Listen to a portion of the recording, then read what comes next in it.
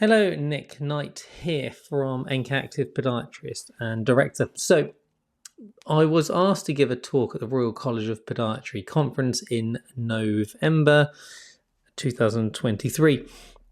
And it's all about why should research be part of your business? And I put a post on social media about it, and lots of people messaged me saying, really interested in getting into doing research in my sort of private medical practice, because this isn't just related to podiatry.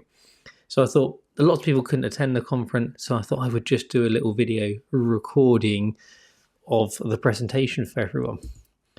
So before we get started, there's a few people I need to say a big thank you to. So we've got Dr. Charlotte Dando. She's a clinical academic, so she works part-time at NK Active and then also at the University of Southampton.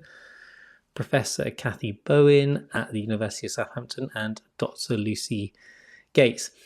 Doing research is something that's always been an interest of me, and before Charlie became part of the team, we started doing things and realised that actually we weren't doing them in the most efficient, most effective way. And we had lots of questions. So myself, Charlie, Kathy and Lucy all sat down over tea and cake and sort of bashed out some of the problems that we're having, which has then gone on to lead to develop the research process that we have happening in clinic today. And then also a thank you to Dave and India from NK Active, because it's a whole team approach with regards to doing research in our clinic. So if we look at podiatry specifically, we know that the majority of podiatric contacts happen outside the NHS. I think the majority of contacts are roughly around about 60% happen in private practice. But how much research is actually done in private practice? The answer is not a lot. The majority of research is done in an NHS setting. And even that, as a podiatry as a whole, we're not the best at collecting data. We'll have a look at that later on. There are lots of perceived barriers. And my experience is, yes, there are barriers, but there's barriers to everything that you want to do. But actually, the barriers aren't as big and as scary as we think. And I think it's something in private practice we can start doing. And I think we have a responsibility to be doing it as well. Because data is absolutely everywhere. We consume it on a daily basis. It's used to help inform our decisions. Say, for example, Apple Maps, Google Maps, it tells you when there's a traffic jam. We know then the quickest route to get to and from somewhere. It's used to help inform our decisions on what we want to go and buy. It is absolutely everywhere, and data is collected every minute of every day about us. So it is really, really important. But why is it important for podiatry? Why is it important for healthcare? So from my perspective, is that really it's about the commissioning elements of things.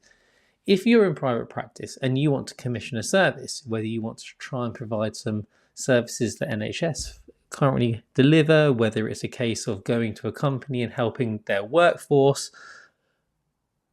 it's all well and good going to say, yes, we can do this. The first question someone asks is, that's wonderful, it's really good.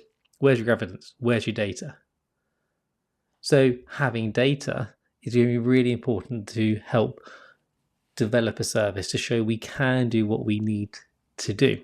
And that leads nicely into effectiveness, because it can show us what we're good at. Do we actually meet the needs of our service users? Do we actually meet the needs of our patients? And then it also allows us to pause, review, reflect. It allows us to look, okay, where do we need to make improvements? What can we do to make this a better service? Because improvements can always be made.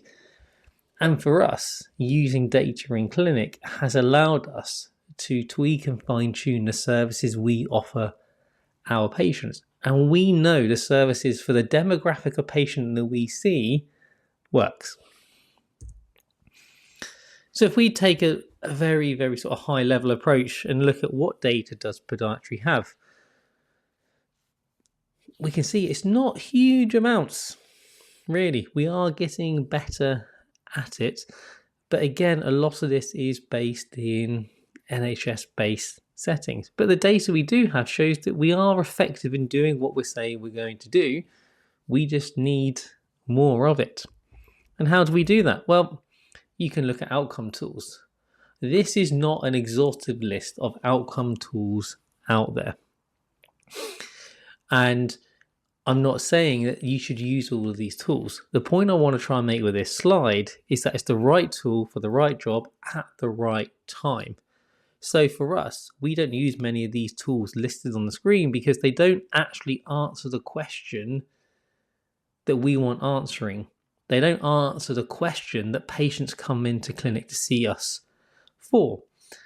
So this is why we sat down with Charlie, Kathy and Lucy to work out actually how are we going to answer the question that we need answering. We come up with our own set of questions, but you may find for you there are certain scenarios where one of the validated tools out there actually fits perfectly for what you need to do.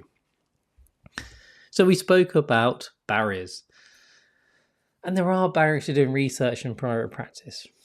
And cost, time, team, ethics, and knowledge are the most common words that come up when I speak to people about doing research in private practice. From a cost perspective, the physical time it costs you by not seeing patients, that has a cost to the business. But the way I look to view that, well, if you're using that time, that time and not seeing patients, I believe the costs will repay themselves massively in the long run, offering better care and offer services to your patients. And there is also chance, and we've had chances as well, we've been involved in research projects where NK Active has been paid to help out as part of a research team so it can help generate some revenue as well for the business. Time, I think, is the biggest barrier out of all of these, if I'm being honest. Because we're all busy in clinic. The last thing we want is spending 5-10 minutes filling in surveys or going on sites and audit processes, because you'll have the best intentions, but in reality, when the day gets busy, it just doesn't happen. So this is where technology is really helpful to automate that process so it doesn't actually take any time away from you, or very, very little time. When we look at the team, we know in private practice it can be isolating. We know there are single chair clinicians and practitioners out there. So it is about getting that team around you. And that team may be teaming up of local other practitioners. It may be starting to build links with your local academic institutions and universities, because that leads nicely into the next one, the ethics. If you want to publish something in a peer-reviewed journal or have a poster at a conference and being in the conference proceedings, you are going to need ethical approval to make sure that someone has reviewed the process and you are conducting your research in an ethical way. For that, the easiest way to do that is to team up with a university. And lots of universities will be happy to work with you, because I think it's good from their perspective, from a PR perspective, saying they're helping small local businesses. And they also understand that a lot of the workforce is in private practice. And I think in private practice, we have a duty to help to contribute towards the research field. So I think those links are there to be built. And we have built a wonderful link with the University of Southampton. That then leads on to knowledge, because research is a skill. Understanding what question to ask, how we're going to ask them, reflection, all things along those lines, the stats it is a skill. It takes a lot of knowledge. Well, if you're building relationships with academic institutions, universities, they've got people with the knowledge there to help teach and educate you on what you need to do, or help or point you in the right direction. So the point I'm trying to make here is that, as you can see, yes, there are barriers, but hopefully these barriers aren't as big and as scary as you think, and they're quite relatively easy to overcome. So when you're thinking about doing research in private practice, I always like to think of it as start with the end in mind, or a bit of reverse engineering. Ask, okay, what is the question you want to answer? Why do you want to answer it? How is it going to impact the practice? What are we going to change depending on that? If you start asking those questions, and it's exactly what we did when we sat down with Charlie, Kathy, and Lucy, was sit there and look at those questions. Think about what it is we wanted. Why do we want to do it? As soon as you start looking at it that way, things become much clearer on what questions you need to ask and what's the research sort of project, as it were. Because there are huge benefits to doing it in private practice. From a business perspective, the marketing perspective, or saying to your potential patients, we can help you with this, and this is the data to show that this is what we do, these are our outcomes. That can then help with the recruitment. If you're then looking at trying to recruit team members or attract team members to the business, if it shows that actually you're offering a good service, you're doing what you're saying, you're contributing towards the research field, that makes it a more attractive place to work.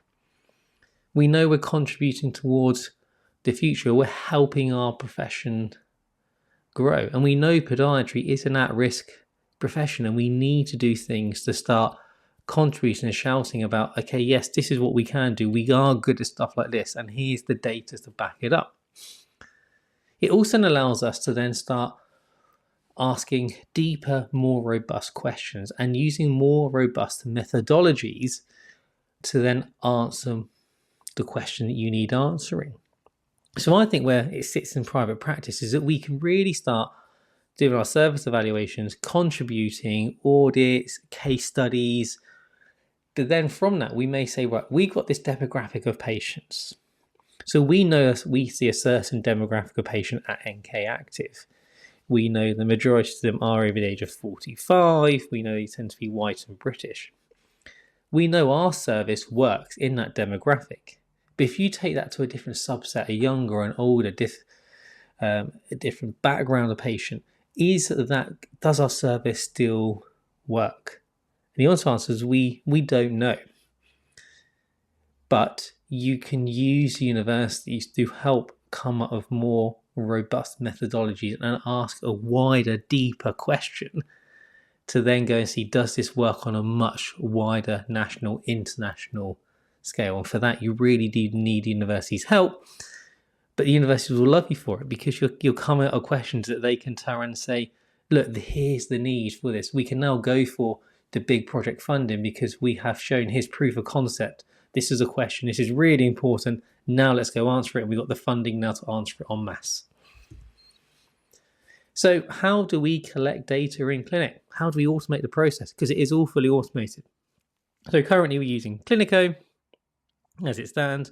We link that in with Clinic Apps, and then we link in Microsoft Forms.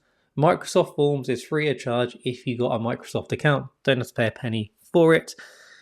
So what happens in Clinico, we see the patient. At the end of the discharge, at the last appointment, we have a separate note template where we fill out some extra questions within the consultation. After 6, 12, and 18 months after that last appointment, Clinic Apps will automatically send the patient a Microsoft form, and then the patient will then fill it in. We get a notification, and it's quite funny, when I was giving this talk, I actually got 2 emails saying we had 2 more forms filled in by patients, and then Microsoft Forms will then actually start picking up trends in the data for you, and you can download it in a beautiful Excel sheet to start cleaning the data as well. And all this happens automatically. You could say in Clinic Apps, get them to send an automatic link to a different outcome measure tool. It doesn't have to be Microsoft Forms, but that's what we use, and the process works really well. So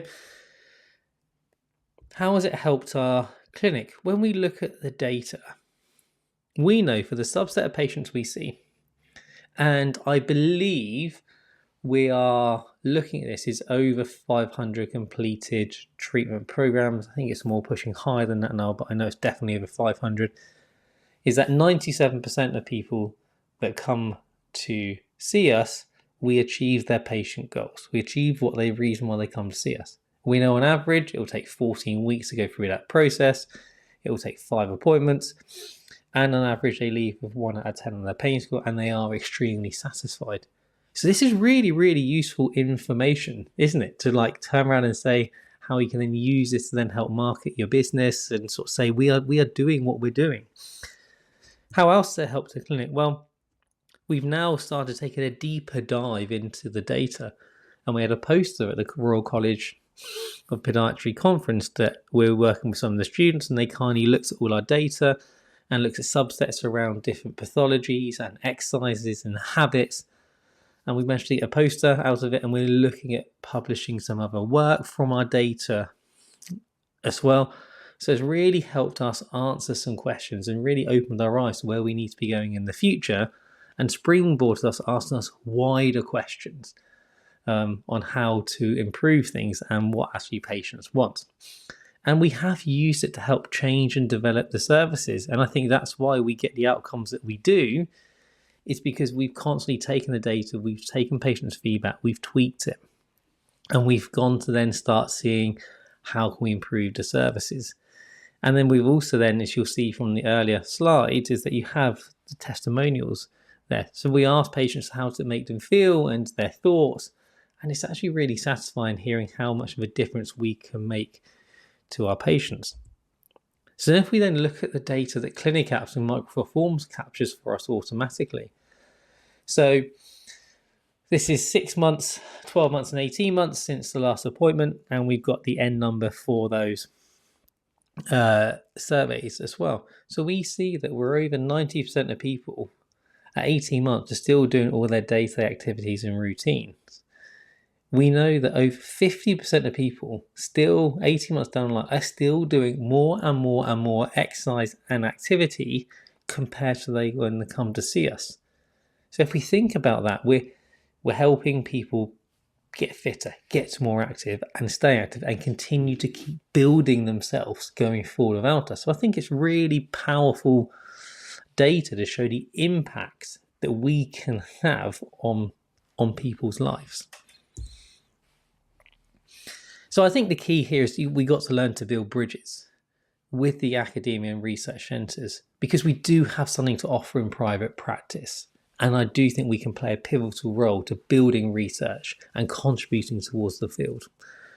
I think we got to work with and against, not against the NHS. And we're starting to see the old private practice or NHS barrier disappear, and we're all starting to work in one as harmony, which I think is fantastic.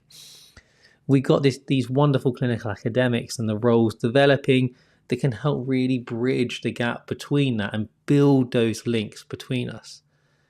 It allows us to have linking with people to get access to the ethics, to try and then start publishing, to be able to get yourself on papers, to have your company logo out there and say we are contributing, we are helping. And they can also help with costs. Now, maybe not direct costs, but the university will have access to statisticians, it will have access to researchers who can help you answer some of those questions. And for us at NK Actor, we have a data sharing agreement with the University of Southampton. So that means we then get access to the statisticians, to the team there, all part of this agreement. We're working in harmony and it's not costing either party any money. So I think that is really helpful, and we just need to continue to work on building those bridges. So looking to bring this to an end now, 3 tips to get started is think about it. What is the question you want to answer is tip number 1. Tip number 2, build relationships with people, build those bridges. Number 3, use technology to help. Technology will help massively get rid of that time barrier, and it will make it so much easier. Yes, it may take you some time to get the process started up, a few hours of Clinic Apps and Microsoft Forms, but once it's done, it's just beautiful. It just runs in the background, just makes your life so much easier. And the big benefit of being in private practice is that we haven't got to go through multiple line managers to get something changed, where we can be nimble, we can agile, we can make changes. And I think it's a really, really exciting time. And I think this is why research should be part of your business. Thank you very much for listening.